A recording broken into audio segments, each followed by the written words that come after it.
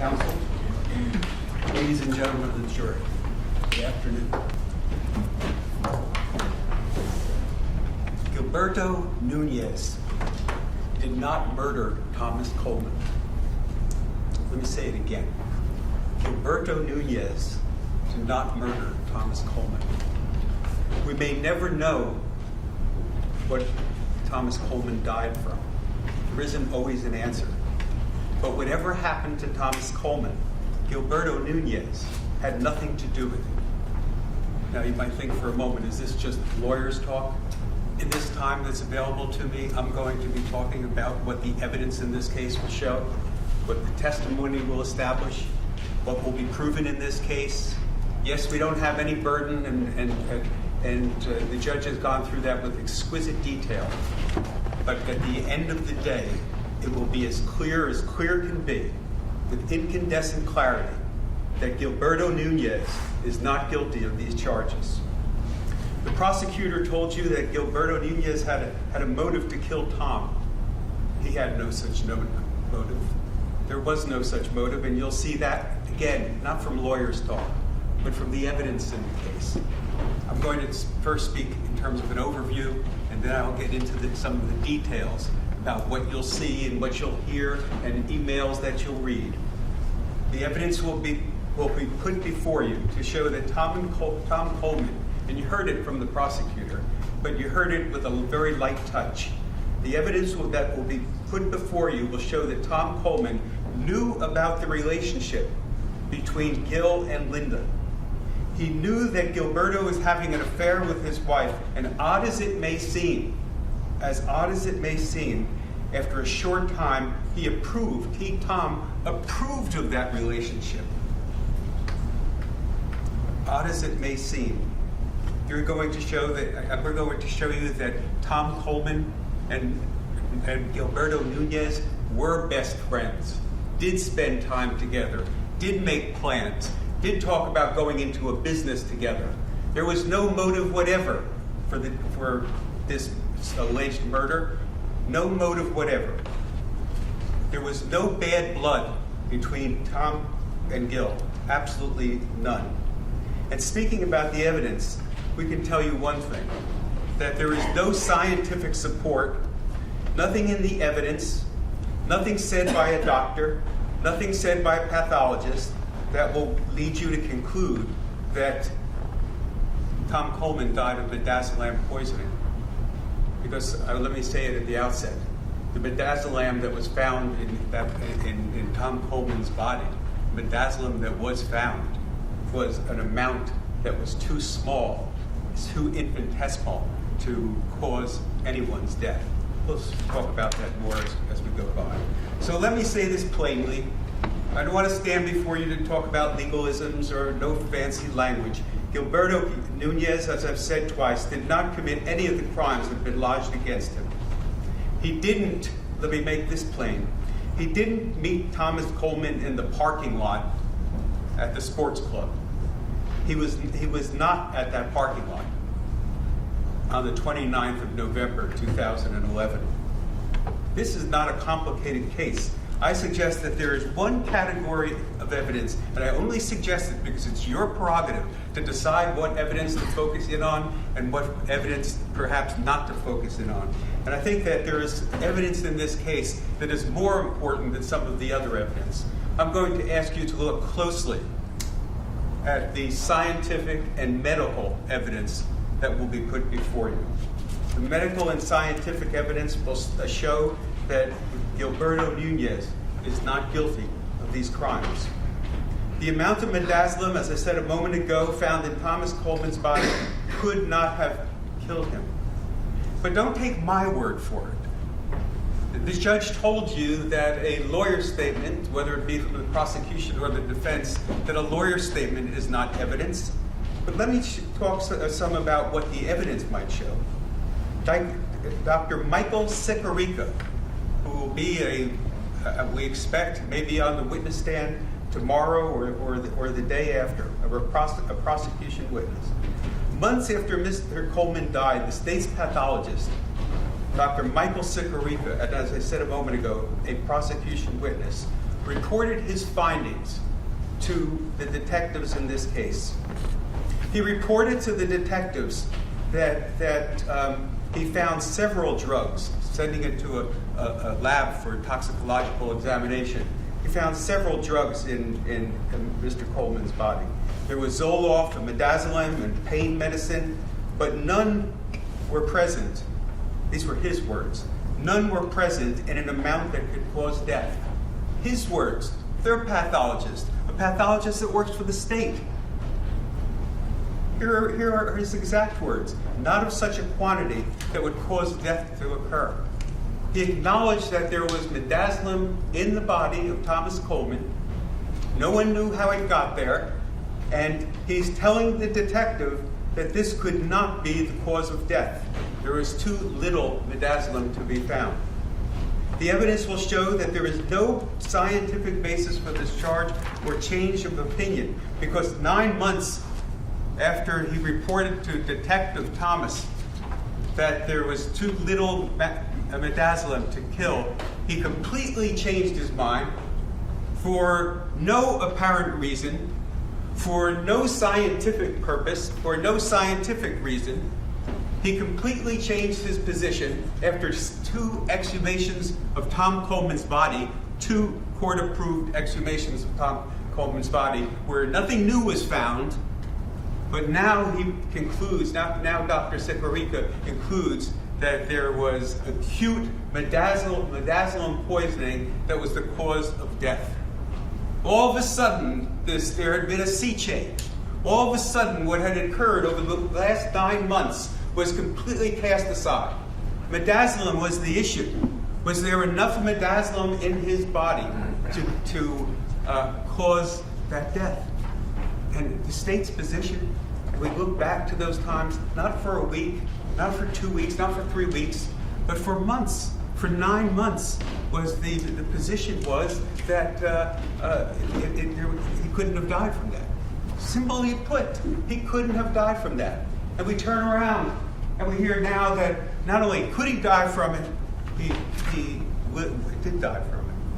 The credible evidence in this case will show that you're going to hear from expert witnesses and how it is established, and what the readings were, and how much midazolam was in his body, and how much effect did that have. So I ask you to pay particular attention to one part of this case, including the part that's supplied, and I'd ask you to listen carefully to Dr. Sikorica's testimony. In his comment, in his final comment, Dr. Sikorica says, he died from acute midazolam poisoning.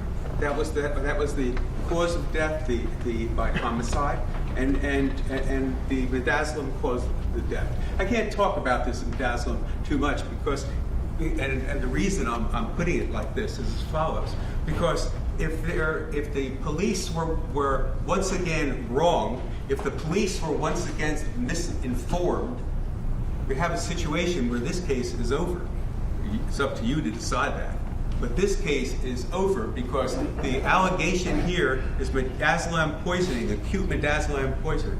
And then there's another part of this report by Dr. Sikorica, and it's this. He writes his autopsy report. The autopsy started before the exhumations, before the various tests. The autopsy was started and was conducted on the 30th, the very next day, the 30th of November 2011. And the final report was not submitted. The final report was not until 2005, I believe. But we'll see that document in evidence. And it had a very interesting and unusual part to this report, because at the end it said, with all its conclusions, that we're talking about 2015 now, with all these conclusions, he says acute midazolam poisoning. But then he says something else. He said right there, as if it were a footnote, as if it were a parenthesis, see my comment. See my comment. So we go to the comment And again, you're going to see this documented evidence. We go to the comment, and the comment says that well, he had an enlarged heart, and he could have died of an arrhythmia. He could have died of that. And the sleep apnea may have been involved in the cause of death, because the sleep apnea, could enhance or bring along death when someone has a bad heart. So he said he could have died of an arrhythmia. And then he turns around and he said, and he uses words like, he may have died from this. He may have died from a heart attack. It may have been a heart attack because he had an enlarged heart. And they had no further details. And then the doctor said, well, there is a strong possibility. The judge has been up here talking about this case and proof beyond a reasonable doubt and what's necessary to support a conviction and what you must find to support a conviction. And here it says there is a high possibility and then a high probability. He uses all qualifying words. And what he's saying, strangulation. You haven't heard that. It could be that in this case, that someone gave him midazolam and then strangled him. Well, you'll find from the evidence in this case from the doctors that strangulation leaves clues. There were no clues. There were no suggestion of strangulation or asphyxia. And by the way, the people seem to have abandoned that one. It's highly probable, highly possible, really. So what is it? Probable, may have, could have been a heart attack, but maybe not. Could have been asphyxia, but maybe not. Could have been strangulation, but maybe not. Could have been the sleep apnea that contributed to what happened, but maybe not. Maybe doesn't do it. By all that you've heard and all that you've experienced in your life, and hearing, as the judge will later explain in exquisite detail about probable cause and the burdens and rules of law here, it will be explained to you in exquisite detail. But I think I can safely say this now. Proof beyond a reasonable doubt does not consist of maybes and should-bes. There is no. And then the doctor said, by the way, this could be consistent with consistent with poisoning. Could. So, but could be, might be, should be, want to be. We don't judge a case by any measure like that. There is no measure like that is known to American law. The truth of the matter is that this all amounts to nothing more than a guess. Nothing more than a guess, because even in 2015, there was still guesswork. Could have been a heart attack, might have been this, and could have been that. That's not scientific certainty, and it's surely not proof beyond a reasonable doubt. Possibly suffer a fatal heart attack.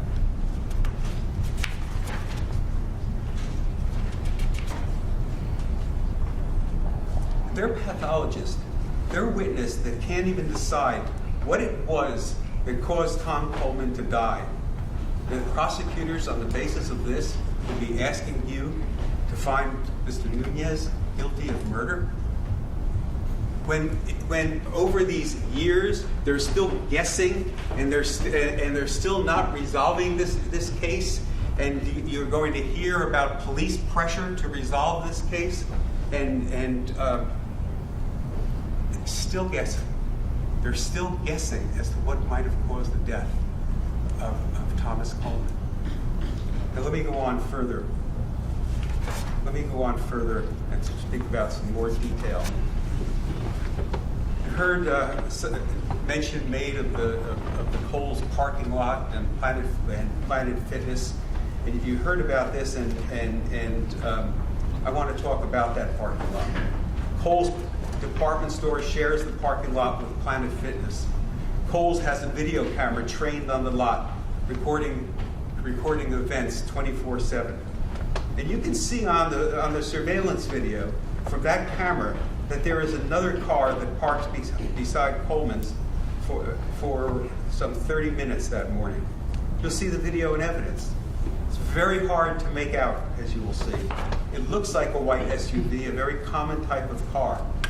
There are many such vehicles, white, similar SUVs throughout the county, the state, and certainly the country. But more importantly, what you didn't hear is what did their expert, you heard about an expert, and what did the expert conclude?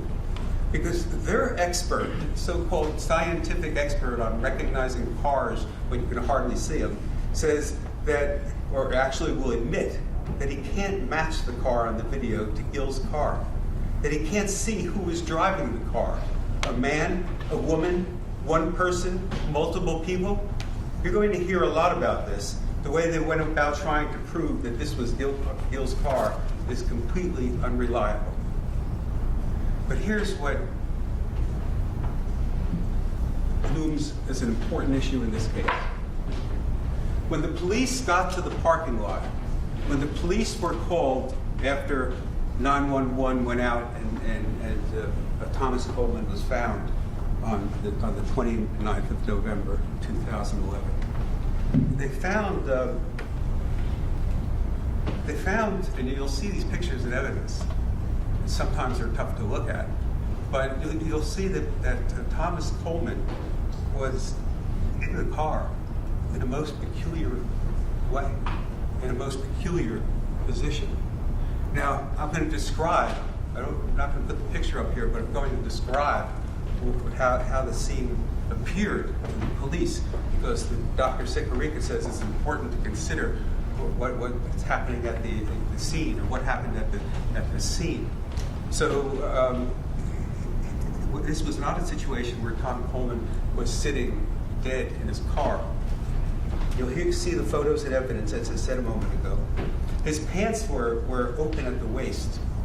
His zipper was down and had been pulled down. His belt was out of unhooked. His belt was unhooked, and a large piece was just hanging there. And he was reclined all the way back, as far back as the car would allow him before actually hitting the back seat. It was almost like he was lying down. And the detectives wanted to know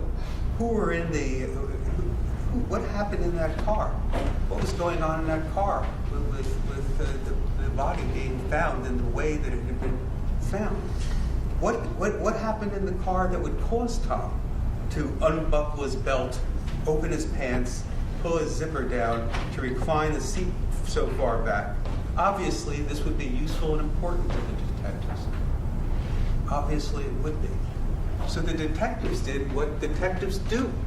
What detectives do is turn to the body of forensic and scientific evidence. That's why I said at the beginning, please look at the forensic and scientific materials. So they do, as I said a moment ago, they do what detectives do. They wanted to see if they can make an identification of who was in that car. And they had investigative tools available to them. So they have the car examined from head to toe. Every inch of the car is examined, and they dust it for fingerprints. Actually, you'll see photographs of the car, of Tom Coleman's car, with what looks like black dirt or smears all over the car, all around the car. And what was going on with that? So that was to see if there were any fingerprints, if they could find the fingerprints of the person who was in the car with Tom Coleman. No identification was made. Even the expert doesn't say, "Oh yes, I see in the video surveillance it was Tom Coleman with Gilberto in the car." No, he didn't even see if someone went from one car to the other car. He didn't see whether it was, as I said before, a man or a woman. He didn't see that a positive identification, or he didn't see enough that a positive identification was made. Didn't see that. So So they go and they go to the fingerprints.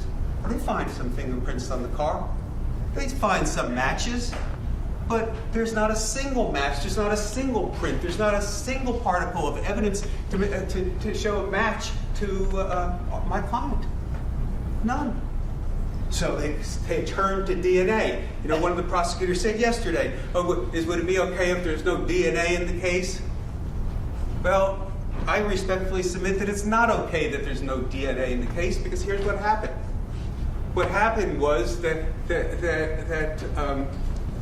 they had the car carefully. This is not like fingerprints with just dust, old-fashioned fingerprints invented or discovered in the 1890s. This is a state-of-the-art DNA. They're able to do in a state-of-the-art way to retrieve DNA, done very, very carefully. So they had swabs of my client's DNA. They had that, and then they also had DNA in the car. There was DNA in the car. There was DNA from a coffee cup. There was DNA from a few drops of blood. There was DNA found all over the car. Guess what?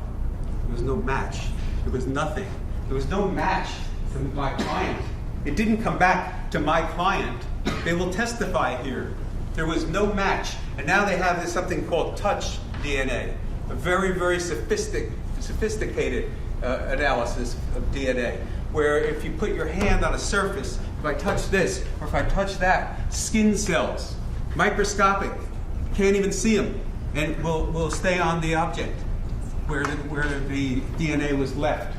So DNA would be available to them. Again, they had this they call buccal swab of it in his cheek. They had his DNA, and they tried to match it up, and they can't match it up because they didn't find no biological test proof, no scientific evidence, no police procedure. They don't find any connection to the car.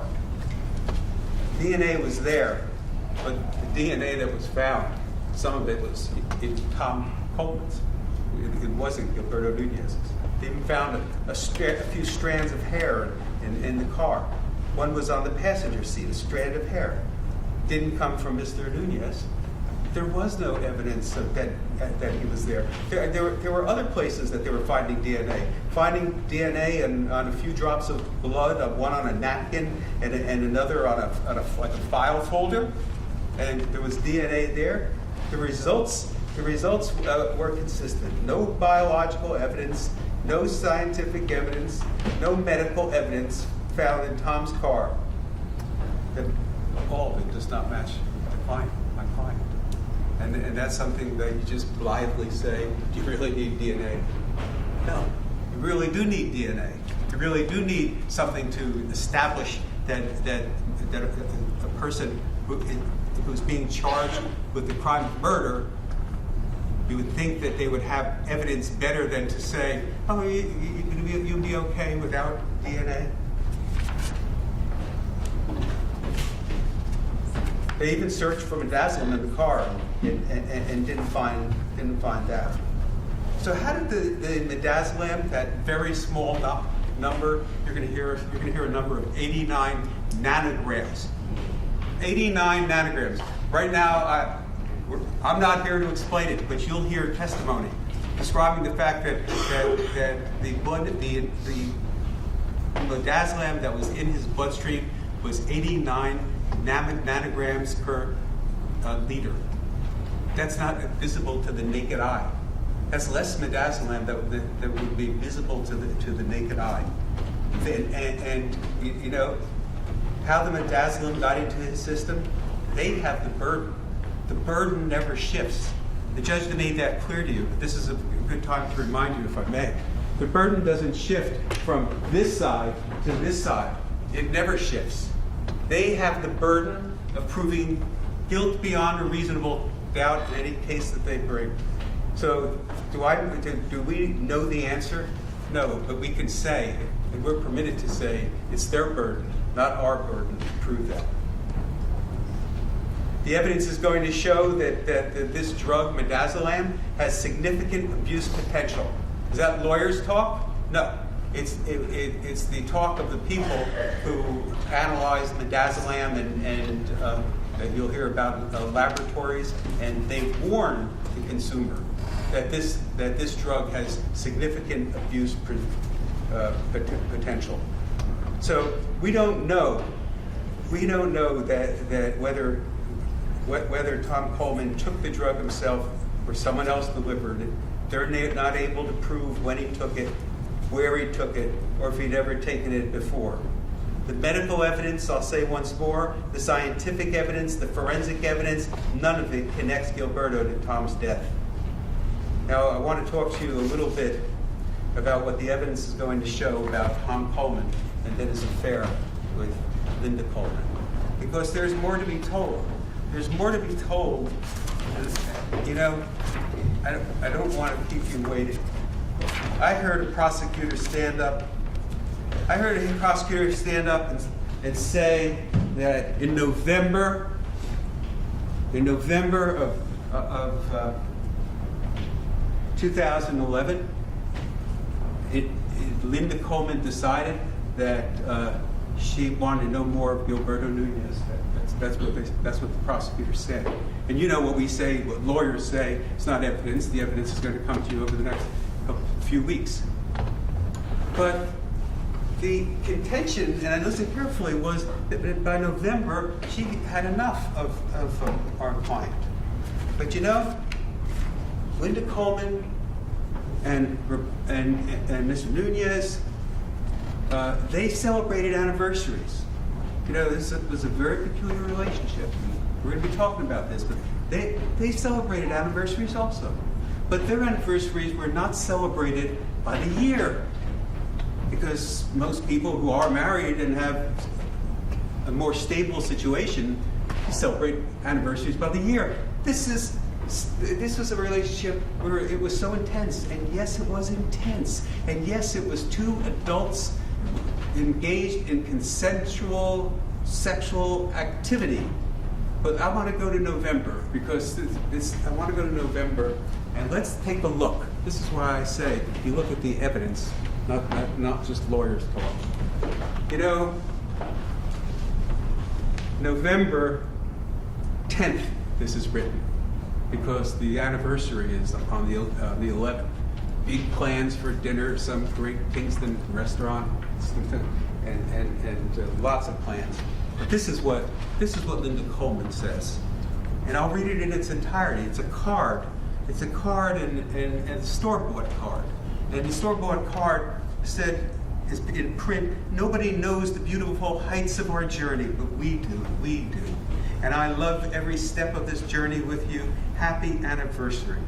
But that's not what's more important, because the prosecutor suggested that it was the date that was important, because the date would show that Linda was trying. That the date would show that Gilberto Nunez had a motive to kill Tom Coleman, who by this point in time, believe it or not, and you'll see the evidence, became literally best friends.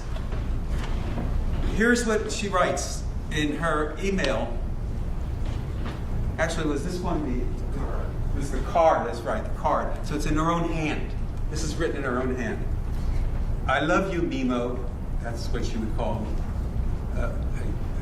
as a word of affection. "I love you, Mimo. 11 months ago, you came into my life, and it has been an amazing journey, as this card says. I feel your love for me 24/7 in everything you do for me, every email you write, every voicemail you leave me, every kiss and every embrace we share. I had no idea 11 months ago." This is the woman that was tricked into taking up with my client. This was the woman that was fooled by a CIA card that was it looks like a joke in some kid's toy kit. We'll see that later. And this is a woman who writes, "I had no idea 11 months ago that my life was about to change in the way it has. But look at us today. So much love and passion and compassion for each other. Truly amazing." This is literally what she wrote. truly amazing.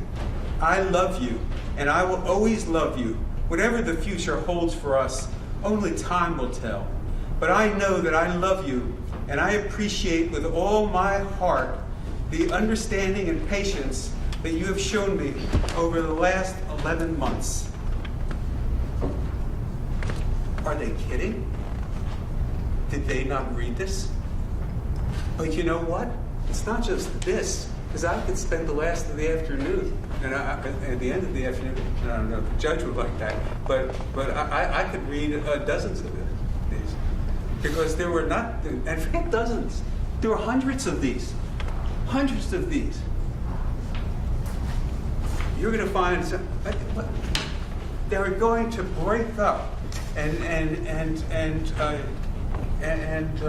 Gilberto knew they were going to break up, so he went out and he murdered the person who was by then his best friend. They were going to go into business together, open a Cold Stone. I don't know if you've seen it, but Cold Stone Creamery. That's what they were going to be in business together. They watched the Giants game as it was described to you, in just that way, text messaging from house to house.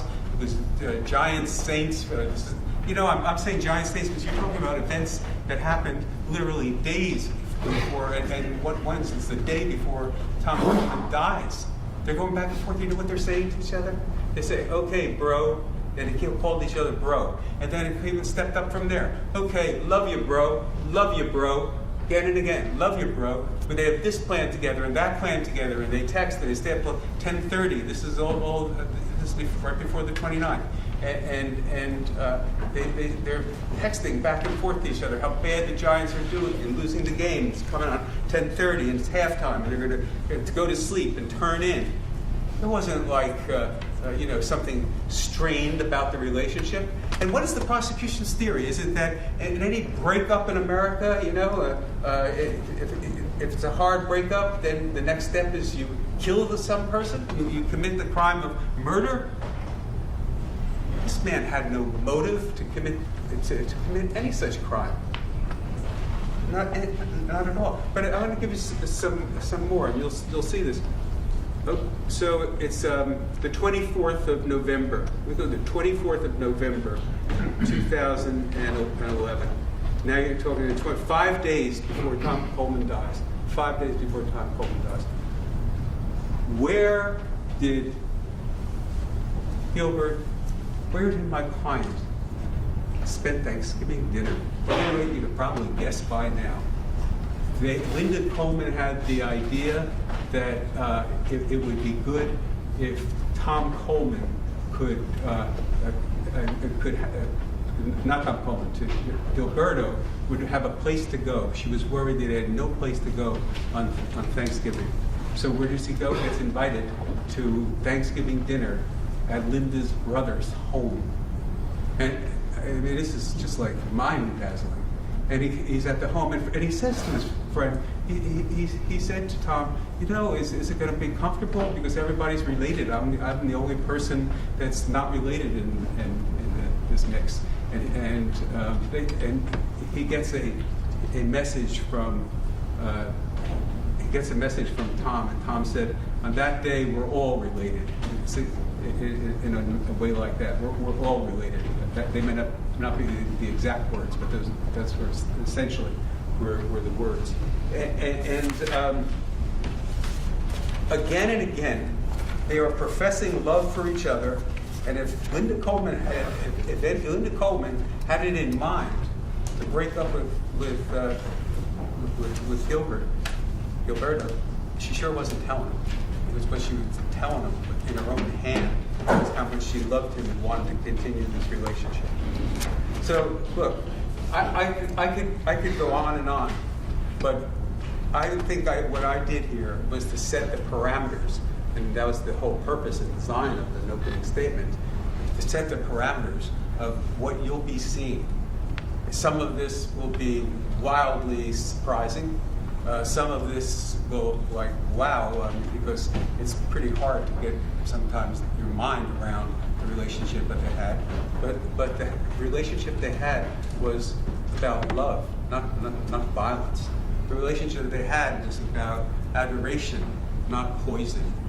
And I'm going to tell you right now, I'm going to tell you this. When you read my clients' emails to Linda Coleman, you're going to be, I'm sorry, Gil, but they're really like, wow, this is really love, because it's going back and forth and back and forth.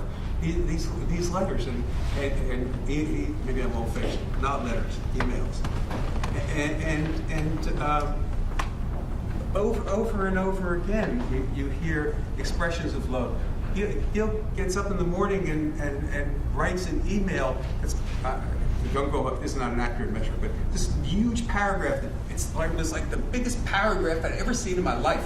Huge paragraph, and it's like, who's going to read this? And she said, and the answer, Linda Coleman's answer, because we have so many of these available. It's like the library of Linda Coleman, and Linda Coleman says, I enjoy reading your emails every single day. And this is an answer to this one with this like fantastic paragraph. But you'll see it in evidence. And I suggest to you that whether we're back in the part about science and medicine and nanograms, I'll confess I don't know what a nanogram is, but that's why we have witnesses to explain it to all of us. And then right up to the part where, wow, we don't know who was in the car with Tom, and why would he have been in that position? Maybe some things you think about for a minute that you might think about, you might resolve, but certainly not proof beyond a reasonable doubt. I mean, anyway, let me tell you, my opening statement is over. But I just want to say another word, because if you matched the opening statement up and think back to it, it's not evidence, I'm not suggesting that it is, you will see that there is support for all that I put before you. Evidentiary support, as it's called. Proof. Thank you very much. Thank you, Mr. Shargill.